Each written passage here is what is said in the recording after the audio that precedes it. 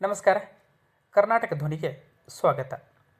ಮಾಜಿ ಮುಖ್ಯಮಂತ್ರಿ ಸಿದ್ದರಾಮಯ್ಯ ಅವರು 2028ರ ವಿಧಾನಸಭಾ ಚುನಾವಣೆಯಲ್ಲಿ ಸ್ಪರ್ಧಿಸುವುದಿಲ್ಲ ಎಂದು ಹೇಳಿದ್ದಾರೆ.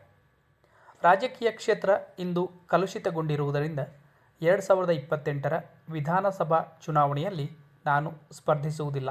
ಆದರೆ ಸಕ್ರಿಯ ರಾಜಕಾರಣದಲ್ಲಿದ್ದು ಜನರ ಕಷ್ಟ ಸುಖಗಳಿಗೆ ಧ್ವನಿಯಾಗಿ ನಿಲ್ಲುತ್ತೇನೆ ಎಂದು ಮಾಜಿ ಮುಖ್ಯಮಂತ್ರಿ ಸಿದ್ದರಾಮಯ್ಯ ಹೇಳಿದ್ದಾರೆ. ಮತ್ತೊಮ್ಮೆ ಚುನಾವಣೆಯಲ್ಲಿ ಸ್ಪರ್ಧಿಸುವಂತೆ ವರುಣ ಕ್ಷೇತ್ರದ ಜನರು ಒತ್ತಾಯಿಸ್ತಾ ಇದ್ದಾರೆ.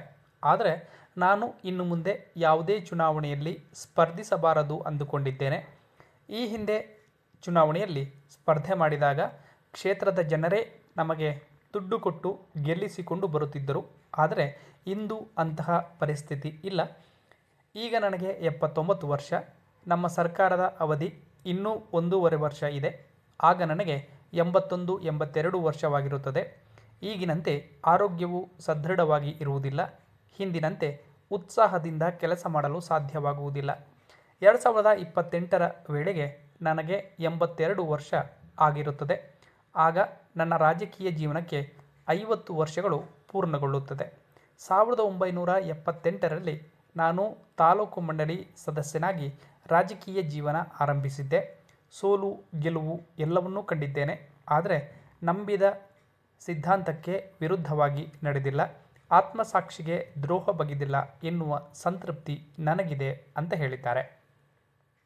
ಚುನಾವಣೆಯಲ್ಲಿ ಸ್ಪರ್ಧಿಸಿದರೆ ನಾವು ಜನರಿಗೆ ದುಡ್ಡು ಕೊಡಬೇಕಾದ ಕಾಲ ಬಂದಿದೆ. ಇಂದು ರಾಜಕಾರಣ ಸಾಕಷ್ಟು ಕಲುಷಿತವಾಗಿದೆ. ಪ್ರಾಮಾಣಿಕ ರಾಜಕಾರಣಕ್ಕೆ ಉಳಿಗಾಲವಿಲ್ಲದಂತಾಗಿದೆ. ಈ ಹಿನ್ನೆಲೆಯಲ್ಲಿ ಮುಂದಿನ ಚುನಾವಣೆಗಳಲ್ಲಿ ನಾನು ಸ್ಪರ್ಧಿಸುವುದಿಲ್ಲ ಎನ್ನುವ ನಿರ್ಧಾರಕ್ಕೆ ಬಂದಿದ್ದೇನೆ. 5 ದಶಕಗಳ ಕಾಲ ರಾಜ್ಯದ ಜನತೆ ನನ್ನನ್ನು ತಮ್ಮಲ್ಲೊಬ್ಬ ಎಂಬಂತೆ ಕಂಡಿದ್ದಾರೆ, ಪ್ರೀತಿಯಿಂದ ಸಲಹಿದ್ದಾರೆ. ಈ ಋಣಭಾರ ನನ್ನ ಮೇಲಿದೆ.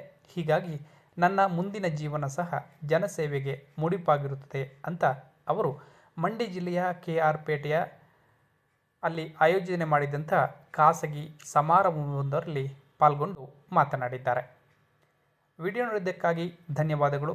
ಹೊಸ ವಿಷಯದೊಂದಿಗೆ ಮತ್ತೆ ಹಾಜರಾಗ್ತೀವಿ. ಅಲ್ಲಿವರೆಗೆ ನಮಸ್ಕಾರ.